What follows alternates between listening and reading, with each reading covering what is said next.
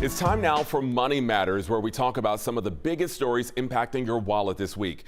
I'm Jonathan Martin, and first up, the pause on evictions was recently lifted, leaving many families here in Atlanta vulnerable. Now the city is partnering with a local nonprofit to launch a new program to keep Atlanta families from ending up on the street. 11 Alive's Brittany Klein-Peter explains. An estimated 12,000 Atlanta residents were expected to face eviction after the moratorium was lifted just weeks ago. But community leaders tell me relief is right around the corner. At its most basic level, this program is a homelessness prevention program as well. We want to keep people in their homes and keep them housed. Audrea Reese, the executive director of the nonprofit Starseed, says they are working around the clock to launch a new evictions prevention program. Through a partnership with the city, they will be receiving more than $2 million to help assist Atlanta families. The program is a part of a multifaceted approach by the city to tackle the current housing crisis in Atlanta. Other agencies, including Atlanta Legal Aid and the Georgia Department of Community Affairs, are a part of the resolution that is expected to be approved Monday by the City Council. They say it takes a village, and as our Mayor Dickens says, Atlanta is a group project. So there are a number of entities and organizations that are involved in this rental assistance eviction relief effort. Reporting in Atlanta, Brittany Klein-Peter, 11 Alive News. President Joe Biden announced new efforts his administration is taking to crack down on the hidden fees that some companies sneak onto event tickets, hotel stays, or even utility bills. The Federal Trade Commission proposed a ban on surprise fees, saying that they can cost consumers tens of billions of dollars every year. 11 Alive's Paula Suro breaks it down. Remember when Ticketmaster's hidden fees left many Taylor Swift fans with bad blood? The Biden administration and the Federal Trade Commission proposed a rule that would ban those fees. The ban would require businesses to show the full price up front, saving customers time and money. This is real money. It really adds up for people, and we believe that the proposed rule that the FTC is putting forward is going to make the market much fairer for Americans and ultimately mean they're paying less. The FTC says these surprise fees can hide the total cost of concert tickets, but also hotel rooms and even utility bills, while costing consumers tens of billions of dollars every year. The Biden administration says these fees that show up at the back end of the buying process make it harder to shop for the best deal, leading some consumers to pay upwards of 20% more. It also makes it harder for small businesses to compete. So if you think that the fees are too high, keep shopping around. The proposed FTC rule will be published in the Federal Register, where for 60 days, consumers can submit comments. In the meantime, Simone Williams with the Better Business Bureau recommends comparing prices with other websites before hitting buy, paying with cash, and watching out for so-called cramming. Cramming is the illegal act of adding unauthorized service charges without your knowledge or approval. Consumer Reports found that 64% of consumers who complained about a hidden or unexpected fee successfully had that fee taken off their bill or refunded. Paula Suro, 11 Alive News. The superintendent of Marietta City Schools is now looking to help students save money. Superintendent Dr. Grant Rivera is offering to pay for one college application for each senior at Marietta City Schools. College advisors say that they hope this gesture allows students to apply for schools that they typically might not consider.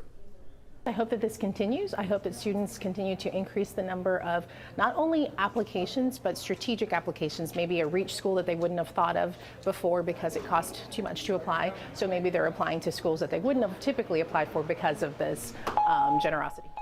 Now, this is the fourth year the superintendent has paid for students' applications. Right now, more than 100 million Americans have a car loan, and auto loan debt in the U.S. sits at more than $1 trillion, which is a record, by the way. The average person spends more than $500 on their monthly car payment, and that's for a used car. So here's what you can do to lower those payments. For people looking to buy a car, consider co-signing a car loan. Also, adding one can increase the likelihood of your car loan being approved and of obtaining a lower interest rate. A co-signer is a great option for younger people looking to be approved for a car loan. So adding a co-signer will help lenders see view as slightly less risky. I think it's really, really powerful, especially if you're someone who's young and don't have a ton of credit history, to be able to add someone. But before using a cosigner, experts recommend that you consider all of your options. They also say try saving for a car to make it more affordable when you buy, or try improving your credit score to get a better rate.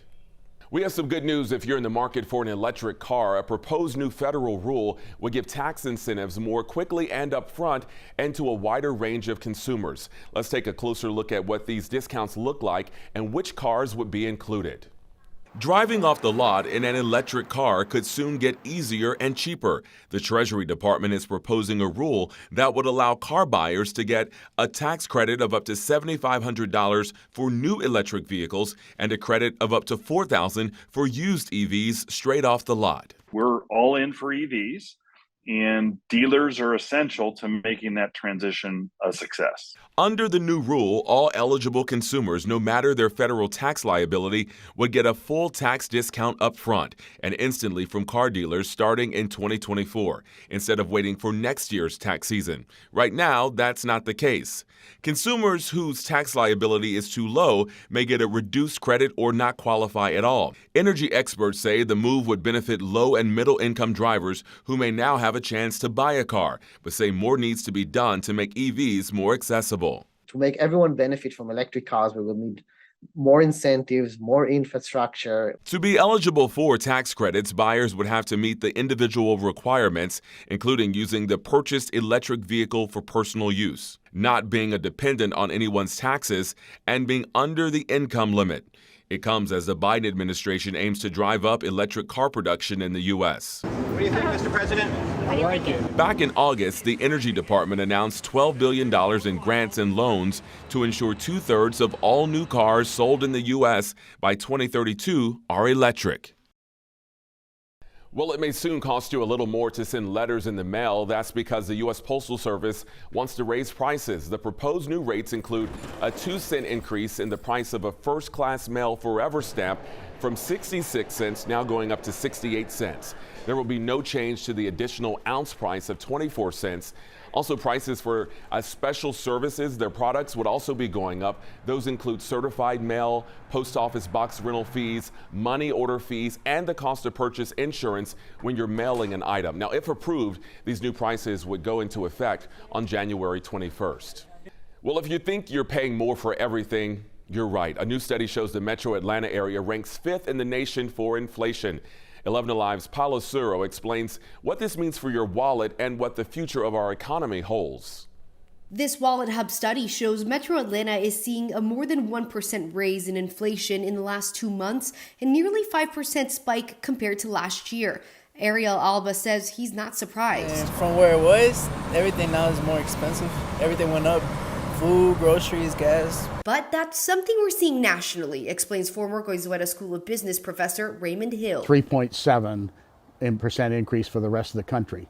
Nobody's going to notice 0.4% of increase and say, oh, this is so much, more inflation than somewhere else. But obviously everybody's noticing inflation in the United States because it's higher than it needs to be. Hill says Atlanta's economy is doing well, and because of that, more people are moving here. In turn, that creates more demand, and Frank Leitner believes that's why his rent has gone up. Kind of give us a gap when it comes to them charging us a lot more for rent. I mean, everything's going up so sequentially, like everything. Miami got the top spot on the list for similar reasons. Chicago and San Francisco ranked as 2 of the lowest cities. We can run our economy like San Francisco or Chicago or New York and get everybody to leave, and then inflation will be very low in Atlanta, and particularly housing inflation. But we don't want to do that. So we should be very happy. Governor Brian Kemp temporarily suspended Georgia's gas tax last month, extending that suspension through November 11th to help with soaring inflation. And there's very little, aside from lifting the gas tax, that a governor